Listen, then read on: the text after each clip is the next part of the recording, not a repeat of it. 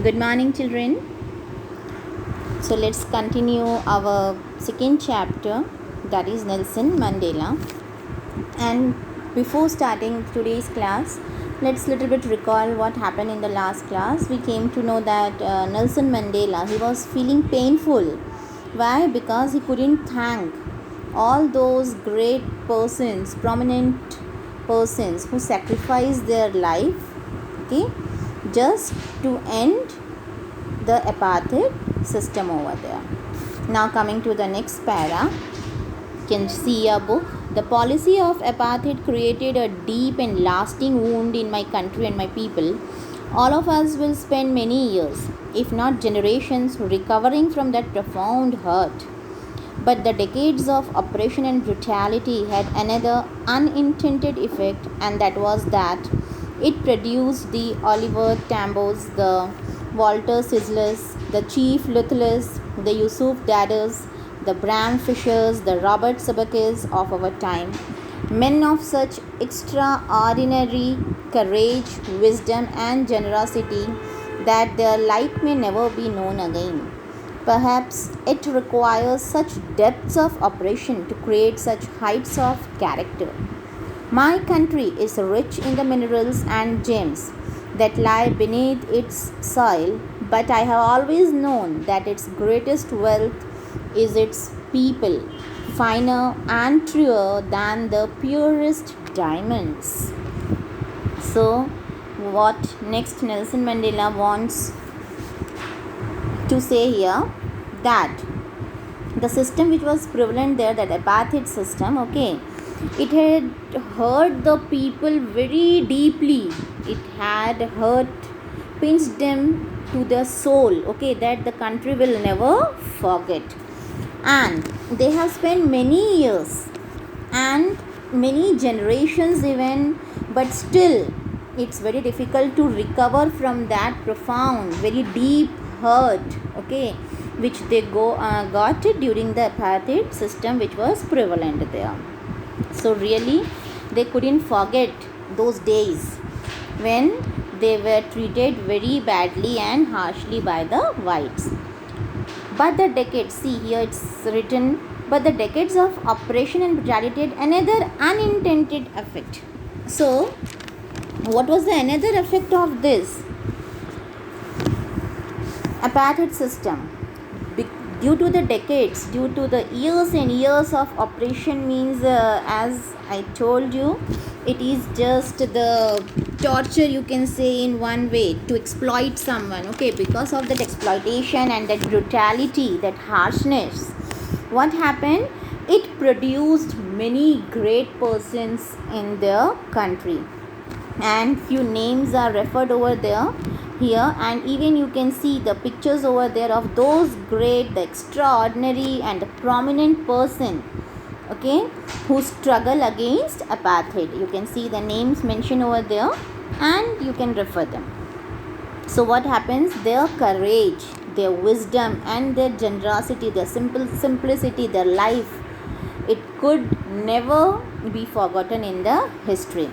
And what Nelson Mandela further says, that it requires such depths of operations. He says that when people are exploited and tortured in excess, that only can bring out the best in them, okay. It can only creates the heights of character, means when the exploitation it reaches to the extreme, then only the great people comes forward with their extraordinary courage and bravery to fight against those oppressions, okay. So next he comes to the point about his country, what his country is rich in. He as we also all know that South Africa is famous for raw diamonds, okay, it's very famous. And but what he says here, he even knows that his country is quite rich in minerals and gems, precious stones, okay, beneath the soil. But according to him, his greatest wealth, his property is not because of those diamonds or those stones, okay, but the people are the real diamonds of that place. The people there, they are the greatest wealth of the country according to Nelson Mandela. Okay, next para children, it is from these comrades in the struggle that I learned the meaning of courage. Time and again, I have seen men and women risk and give their lives for an idea. I have seen men stand up to attacks and torture without breaking, showing a strength and resilience that defies the imagination. I learned that courage was not the absence of fear, but the triumph over it. The brave man is not he who does not feel afraid, but he who conquers that fear. So very nice explanation is being given over here about bravery, whom we called as brave person or the courageous one. See, so according to Nelson Mandela, he learned the meaning of courage, okay, to be brave from his comrades. Comrades means the friends of those time who were struggling a lot along with him to fight against that system, okay. And he had even seen the people over there taking the risk, okay, and sacrificing their lives for a particular idea. What was that particular idea? To get free from the bondage and tortures of the white people. So he had seen the people there struggling a lot for their freedom, and he had even seen the men, okay, who really stand up to face the attacks and the tortures, okay, and they never get strengthless. And resilience means, children, that is the ability to deal with any type of hardships. So they never gets break up, and even they can't imagine to be very difficult. It is not difficult for them, it was not at all, okay, because they were very courageous to fight against all those situations over there. And the most important thing that he learned was courage. It was not the absence of fear, we can't say the courage, but according to him, to overcome the fear, okay, that is the actual triumph. Triumph means victory. The people or the person wins only if he has the ability to overcome the fear. And the brave man is not he who does not feel afraid, but who conquers that fear, okay, who wins over that fear is the brave person according to Nelson Mandela. Next para, no one is born hating another person because of the color of his skin or his background or his religion. People must learn to hate, and if they can learn to hate, they can be taught to love. For love comes more naturally to the human heart than its opposite. Even in the grimmest times in prison, when my comrades and I were pushed to our limits, I would see a glimmer of humanity in one of the guards, perhaps just for a second, but it was enough to reassure me and keep me going.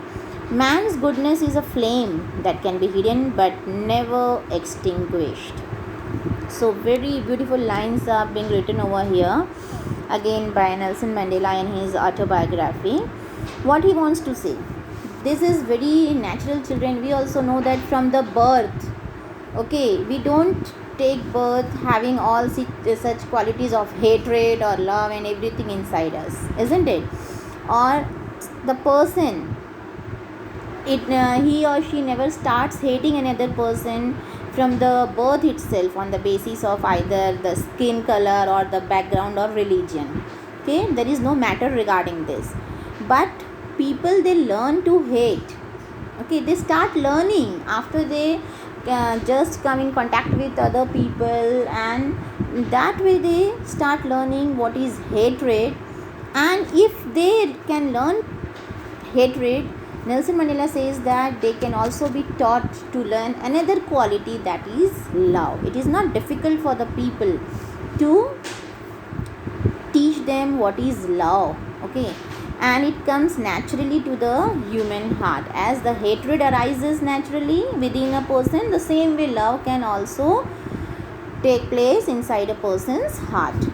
So what he tells that even in the grimmest times, grimmest means in the very toughest time, when it was very difficult for him in prison, as you know, he spent 27 years of his life inside the prison, and during that toughest time, even in the prison, when his comrades, I told you, his friends who were along with him, okay, rebelling against the whites, and when they were pushed to the limits means they were tortured so extremely that now they were not even able to bear that pain. Okay, so even in that situation, he would see a glimmer of humanity.